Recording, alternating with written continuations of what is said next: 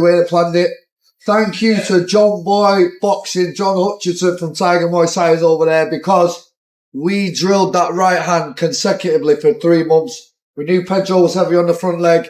His chin was there to be hit. Drop, bang! And that's all we drilled for 3 months. And practice makes permanent. What did you make of the sort of booze at the end? Do you think maybe people thought it was done a bit sooner than it should have? That was the best stoppage ever. Me and that referee and Pedro are the 3 people in there. Pedro was done. I'm so glad he stopped it when he did, because, listen, we all want to get paid and go home to our families. It was a great stoppage. Did you say anything to Pedro after the fight? He seemed obviously gutted for obvious reasons. Do you know what it is? Huge amount. I've just seen his wife and his coaches out there giving him a hug and a kiss. Listen, this is a ruthless business.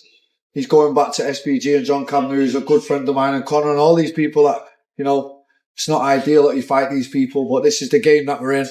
It's prize fighting. So, you know, me and Pedro got matched up, and now it's been left here, and best of luck to him in his career. Last one for me. It's ruthless, like you said. It's good to come out of it unscathed going into June. Probably a new face, given there's a lot of new faces now. Are you excited going into June? I'll be honest, I didn't really see too much this year. I was watching the screens thinking, fuck, it's wide open for me again. It really is. That's no disrespect to anyone else, I'm being deadly honest. So I look forward to June and another win. Brendan, it's a bit of a funny one with the boos, because they're not necessarily booing you as the fighter, it's more the ref. But I guess as the fighter, you take the brunt of it. Did you feel that maybe a little bit? I'll be honest with you, I thought, is the 5,000 Pedro fans in here? I couldn't work out what the boos were, because it was a great stoppage. I'm not joking you, I was in there, I seen his eyes, Pedro was done. He should have been stopped earlier. Like, I don't know what the boos were all about, honestly. Like, even when he stood up, he was gone, he was done, and it was a great stoppage. Now, as you said, obviously you want to get home, quick knockout, but you were getting in your groove a little bit, the counter was working. Is there any part of you that maybe frustrated that you didn't get longer in there, or was it a case of just you don't get paid for overtime?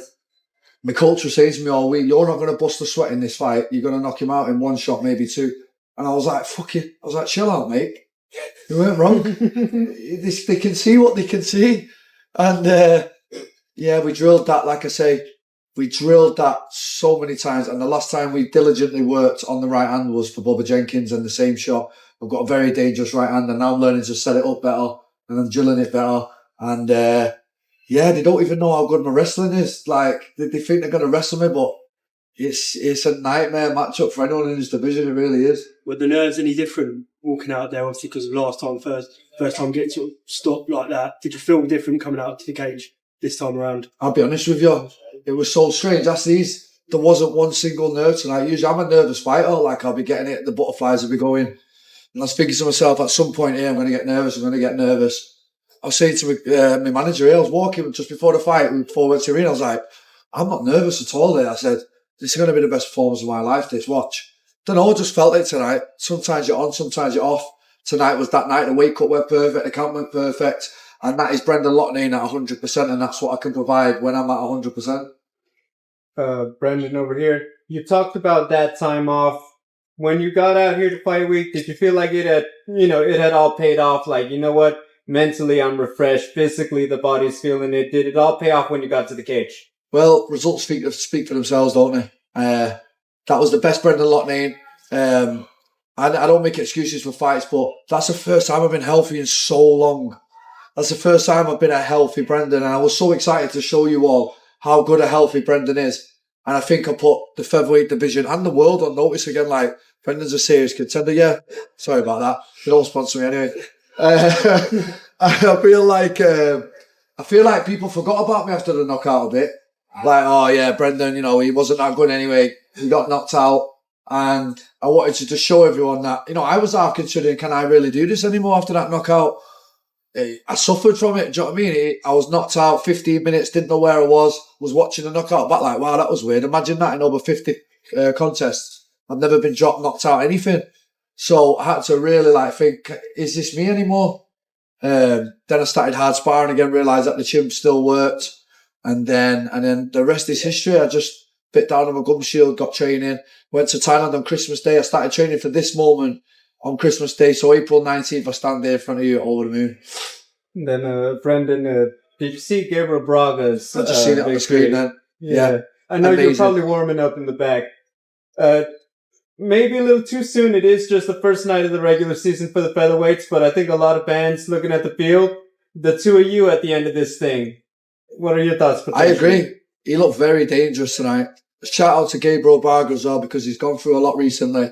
Hell of a man, hell of a fighter to go through what he went through and come here and have a performance like that. Nothing but respect to him. And well done, Gabriel Braga. And if it's me and him in the finals, who doesn't want to see that fight? And then a final question. Obviously, a lot building up to the comeback and getting back in the win column. What do the next 10 weeks or so look like as you prep for the next fight of the season?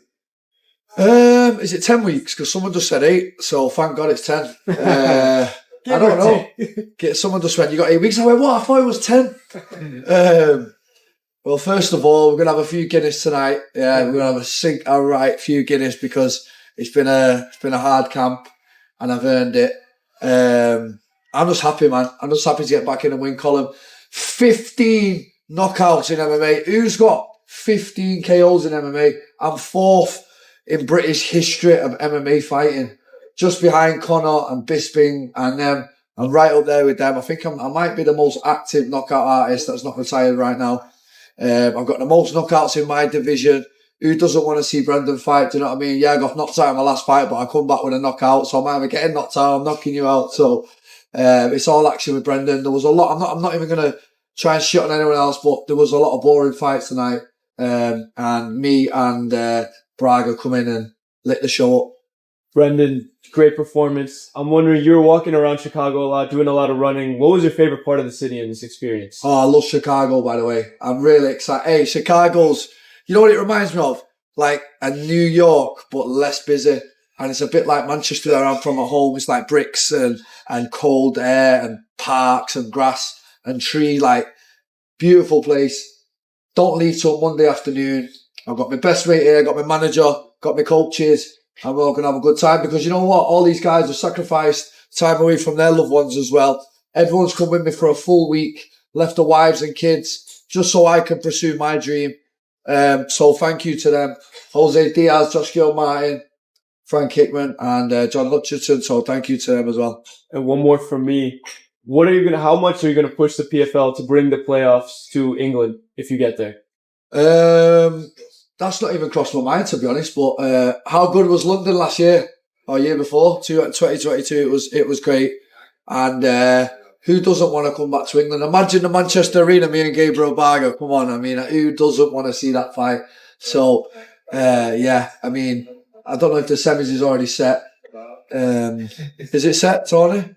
I'm sorry. Is the semis set? Like the semi-finals? Like the... You know what? Actually, you know what? Hold that thought, because last year I was talking the semi-finals after the first fight and got knocked out. So I ain't talking about no semi-finals. I'm talking about June. So let's just stay on that matter, please, because I ain't going too far ahead. 1 step forward and 2 step backs in last year. None of that again. South Dakota next. South Dakota, terrible place I've heard, but you know, we'll give it a go. Brendan, I have one.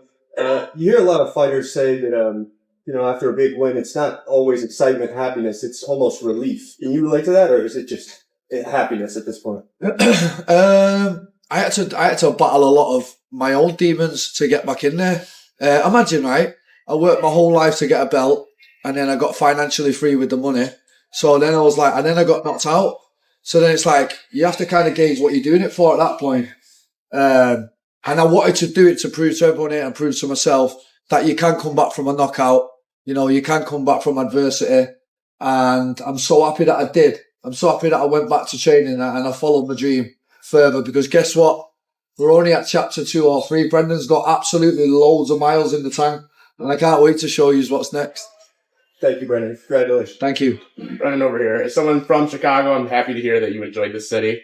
I'm sure that others in the division, this was the version of you that they were afraid of. Yeah. And so getting 6 points here is huge going into the second part of this regular season.